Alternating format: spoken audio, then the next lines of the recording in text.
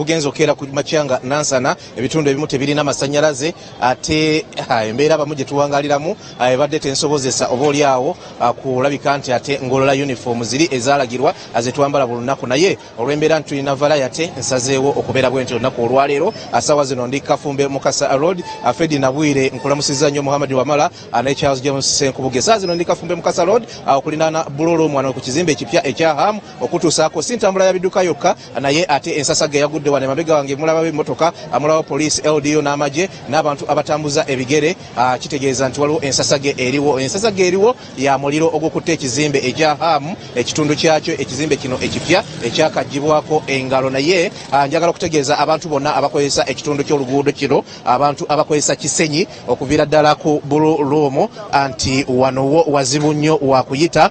motoka tezikirizibwa kulabika nti zisala abanaffe abapoliisi ne LD wano basazeeko bantu babigere abe bakkirizibwa ate tebakkirizibwa kuyita ku pavement ya Bululuumo olw'embeera eriwo osaawa zino muliro guno tetunnamanya ssaawa mekaze gwakutte ebyo tujja kubanga tubitegeera gye bujjakaawo katono naye njagala okutegeeza nti gwe nabadde plans okuyita mu kitundu ky'oluguudo kino atogenda kusobola nga oba oliawo okozesa kidduka ebiduka ebisinga tebabikkiriza kuyitawo akyovulaba nti abalamaga bangi abatambuza ebigere abe basinga ku sayidi ne sayidi ez'oluguudo wano wetuli kubanga tebakkirizibwa kuyita eno bakkirizibwa tekuyita ku mukono mulala abantu bo bangi abali wano nabakonkomadde ku mabbali w'ebizimbe nabo bangi kubanga abadde bakolera ku bizimbe bino ebya Hamu naye tebannakkiriza bizimbe bino oba amaduuka gano gaggula kyovaolaba nti abakonkomalidde wano nabo bangi nnyo wano wetuli osaawa zino yembeera ekeredde mu kibuga enkya ya leero tujja kuba naye awali ku muliro tutuukawo tubalage embeera nga bweri naye nkutegeezezza nti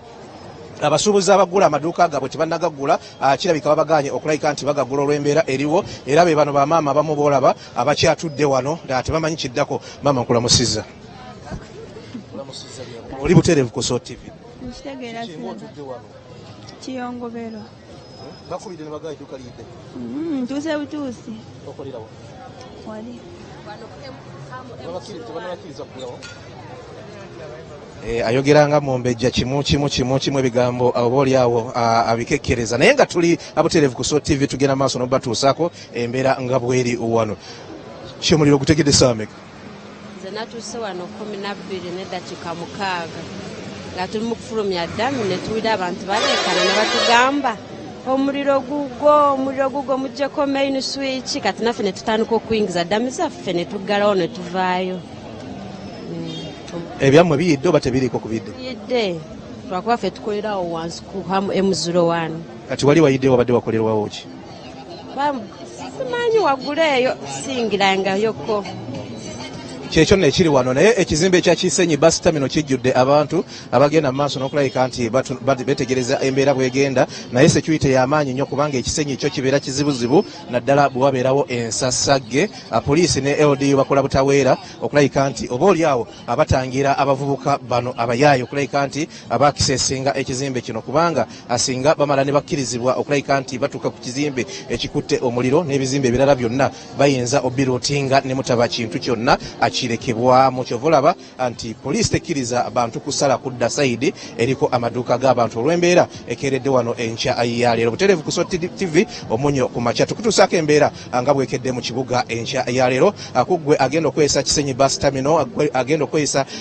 luguudo ono olwa Kafumbe Mukasa Road n'enguudo zonna ezigatta wano mu Kisenyi njagala okutegeeza nti ensasage eyagudde bw'oba okeera okutambula atokeera kuyitira sayidi eno kubanga ebintu byo bibi nnyo nnyini ddala tebakkiriza abantu nga bwekugambye akulabika nti bayitawo nga bwolaba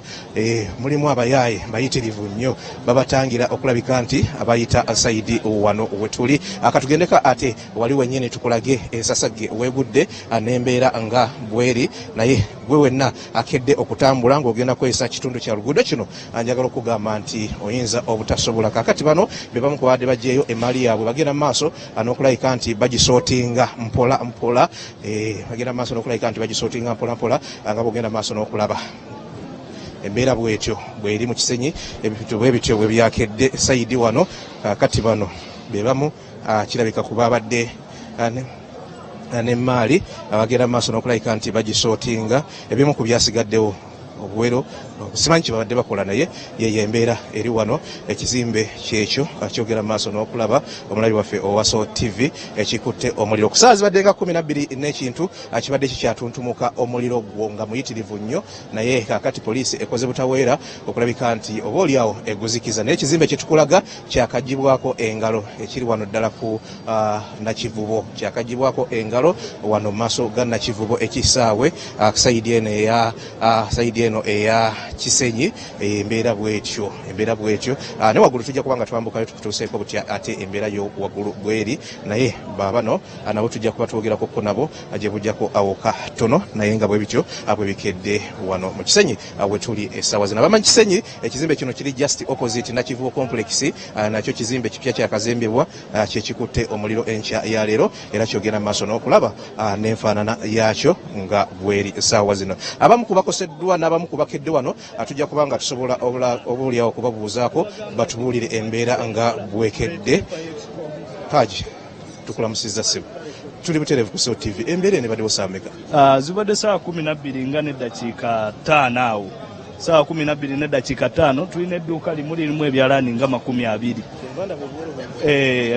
ebyalaani 20 bateekwa okuba nga baleseeko ekyalaani either kimu omuliro we gutandikidde kale ate in that process ng'ate abasecurity tebamanyi kyakkola olw'okubanga ffe tubaddewo ne tusalawo ne tubagamba temufuluma bufulumi mu dduuka poliisi nga bwetanajja tusobole okutaakiriza tuleete fire extinguishers tusobole okuzikiza omuliro ne tuzijjayo zonna ne tujjako n'amasanyalaze kuba naye gabadde gongera ku muliro obungi paka bwe tuzireese n'abantu abamu abakolera mu maduuka gano nabo bajjidde ne batuyambako poliisi egenza okujja ng'ate omuliro gweyongedde okulanda lwakuba nti fire extinguishers zibadde ennafu nga tetulina bwe tusobola kikola so mu budde obwo obwakazigizigi omuliro we gutandikira mu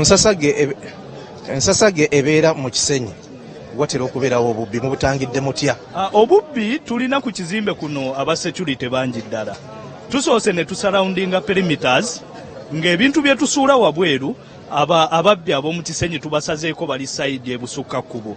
ne basecurity ne babakuuma poliisi nayo wejjidde netuyambako nereeta basajja baayo ne babasalirako ddala ne babateeka sayidi eri endala ne tusobola okukola emirimu gyonna nga giggwa bulungi kati abantu osobola bakakasa nti omuliro bagucontaininze omuliro poliisi egezezaako gucontaininga wabula right now we are not so sure nti waggulu eri tegutuuse so what we want to see twagala okulaba nti tusooka tuteeke embeera mu nteeko ffe nga abakolera ku kizimbe then oluvannyuma abantu saawa 2 nga 3 bajja kukkirizibwa okuyingira naye nga right now poliisi omuliro esobodde ogukkakkanya era wenjogerera eguzikizza atweyanza nnyo tweyanzeege amanya gaffe amanya nze Muyanja Ismail nkolera ku hamu wano dduuka L3736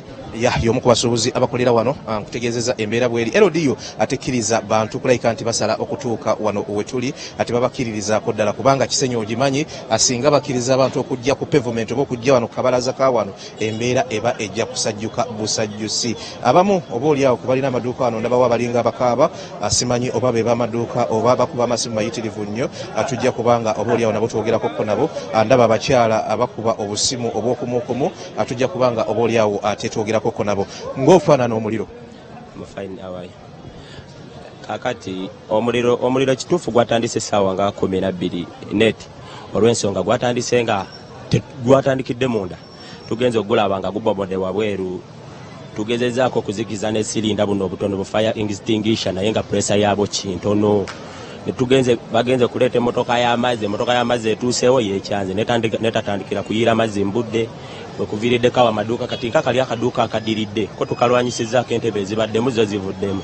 kali ako okubiri tugenze okukubisa fire extinguisher pressure yazo ze tubadde nayo olw'ensonga nti ebadde ntono nnyo ng'ate omuliro gwagala okutulumba naffe otugatirako ne tuba nga tetusobola kutaasa maali y'abasajja ebaddemu okulaba nga embeera erivu ebiti ebyalaani ebibaddemu byo tebivuddeemu kozi n'ekirala ekibaddewo kati amazzi gagenze okutuuka ne bataakirizaako awo obuduuka obulala obubadde buliddiridde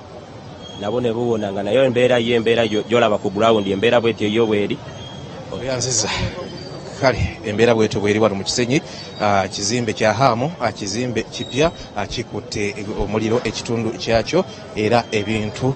nsuubira bya bukadde kubanga tubadde tetunaba ku biraba ate bikutte omuliro ne bitokomokera mu muliro guno tugenda kubanga ate tukulaga ku mbeera bweri sayidi eno ebbugumu likyali lingi ery'omuliro n'amazzi ate gakyagenda mu maaso n'okulabika nti obaolyawo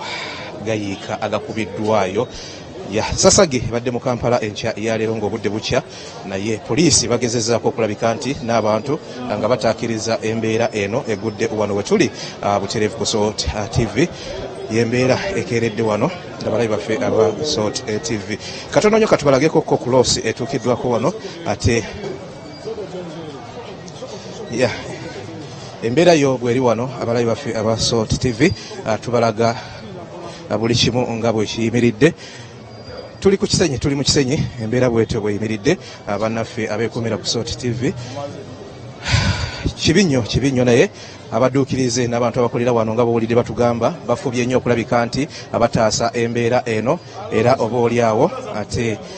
byandibadde bizibu nnyo nnyini ddala naye bwe bityo bwe bikedde bataasiza ekizimbe bataasiza ebintu bingi bataasiza amaduuka mangi mu mbeera emu oba endala kyekiyambye nti bakedde ate n'abasula wano abakuumi abatugambye nti babadde bangi abafubye ennyo okulabika nti bataasa embeera emu oba endala bwe bityo bwe bitambudde bwe bityo bwe biyimiridde omulabi waffe owa SOT TV tukulagako lino limu ku maduuka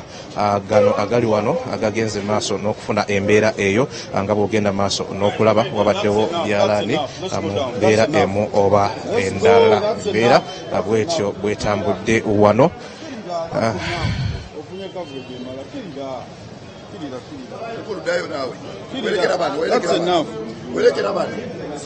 Chimala. Mulise jua.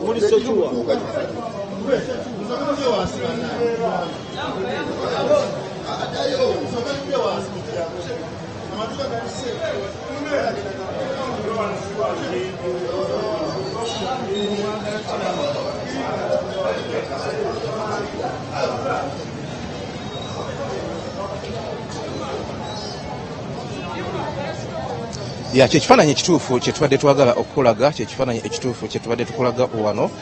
kyekyo nga bw'okirabye kyekyo ekifaananyi ekituufu kye twagadde okulaga naye nkutegeezezza nti abasuubuzi batandise okutuuka wano kulabika nti ate batandise okutuuka wano nga bw'ogenda maaso n'okulaba bakolera ku maduuka gano nga bw'owulidde batutegeezezza nti obudde bwonna bajja kubanga babakkiriza okulabika nti ate bayingira maduuka gaabwe naye nga embeera bweri wano wetuli ku ssaawa zino bakonkomadde naye tetumanyi obanga bannannyini ba wano batuuse n'ebyo tujja kubanga tubibatuusaako gye bujjako awo katono naye nga bwe nkugambye nti security yo emaze okutuuka yatuuse dda okulabika nti bataasa embeera eyinza okubaluka wano naye nga ekizimbe ekitundutundu kyo olabira ddala nti omuliro gugikosezza nnyo nnyini ddala nga bw'ogenda maaso n'okulaba mu kiseera kino wano wetuli butereevu ku SOT TV kibuga Kampala wakati bwekityo bwekikedde embeera bwetyo bwetambudde omuliro gukutte ekitundu ky'ekizimbe kino ekya haamu wano wetuli enkya ya leero mbeera bwetyo abanaffe ab'ebyokwerinda nkugambye nti ab'ebyokwerinda bali ku bunkenke butagambika olwa Kisenyi nga bwe mugimanyi bintu bwe bityo bwe bitambula Kisenyi bweti bwefaanana abantu bo bayitirivu nnyo abajja wano okulabika nti oba oliawo ate balaba ku nsasage bwebadde ate wano ndabawo ebintu by'abantu birabika nga bijjiddwa mu gamu ku maduuka abagenda maaso n'okubikuumira wano ninawo ebintu byendaba wano balabika bagenda maaso n'obikuumira wano birabika bibadde mu maduuka nawo katugende otulabe bannannyini byo naye bannannyini oba oliawo amaduuka gali agayidde abamu bayinza okuba nga tebannatuuka erabika ebadde emaali ya muntu egenda maaso n'okulabika nti ekuumirwa wano etaasiddwa katugambe bwe tutyo balabika bagitaasizza balabika nabo babadde bakolera mu kizimbe maama nga mulabye n'omuliro tulabe nagose ndaba ekifaananyi omukyala ali mu kulaba kifaananyi kya muliro kikino kyali mu kulaba ssaawa zino otuuse osaame tuseewo ssaawa 12. obaddewo netuuka N06. kati ani akubidde oba obadde ozze kukola Bankubidde bukubizi. otunda biki Bitengi. Craft and bitengi. olinawo eriyidde oba Eryaffe teriyidde. Lye riri wansi lyagaagayidde. kati otuuse otandikidde ku ki Mpuliddemu essanyu kuba eryaffe libadde teriyidde naye nga sirina kwentandikidde kuba babadde tebatukkiriza tuukawo. emmaali y'abantu Oli ali emabega wali. yagijjeyo bujje emmaali ye Yabadde yatuuse edda n'atandika okupangululamu ebibye. bwe bityo bwe bifaanana Kisenyi bwati bwakedde embeera bweti bweri ekizimbe sayidi eno tekukkirizibwako bantu akulayika nti bakiyingira mu mbeera emu oba endala. Poliisi eriko beekutte agenda mu maaso n'okulaba abali mu kabangali ya poliisi nga bw'omanyi ti ewabeera embeera eno ate tewabulawo bino abo poliisi ebakutte nga bw'ogenda mu maaso n'okubalaba balayika nabo babadde bazze kweyiyiza mu bizibu bya bannaabwe. Omusajja nsanze ne sente zange yefula defense w'omu Kisenyi Mulongo 3 n'atwala 2 mbundi mubbi mubuziza ali wagwenzibye tamundaga Mulongo ndi mukabangali lwansobi ya polisi Mulongo defense ansanze awo mbala sente zange 3 n'agamba n'akwata n'anjijako 2 nesigaza omutwalo gumu mu 2000 nenga lwansobi ya polisi nze ndi mukabangali lwansobi ya polisi mbeera bwetyo bweri gambye balimu 2 mulimu n'omulala ono simanyi kimukwasizza gwe bakwatidde ki muzeeyi mbadde ndi mukulya juni lyange wali eri difensa nsanze nankwata nga sina kyenkoze mugamba muzeeyi nkoze ekinaga omuntu gogamba nti nzibye sina kyenkoze nsanze ndi mulwadde nzukuse ndi mulwadde nzize kukuba okukola tuuse wali kyali wange nangamba nti amu yayidde kwe kujja Mulongo ate oluzanza nkutte bukwasa ngamba nagwenzibye nkutte juni lyange lirino ndimaliddewo namuno mu mmotoka mukaveera sina kyenkoze kati Mulongo mukoze eki kedde ndina mulwadde nasuze siri bulungi nebase mangu saawa ezi 2 tobulaba kwekeera buno obudde sina kyenkoze sina muntu gwenzibye nze siri mubbi kubeera kabangali Mulongo nefasiza bwefasa n'agamba nti nze ndi muyaaye anefaananiriza naye nga nze sina embeera bwetyo bweri mu Kisenyi embeera bwetyo bwekedde wano mu Kisenyi embeera bwetyo bwekedde mu Kisenyi.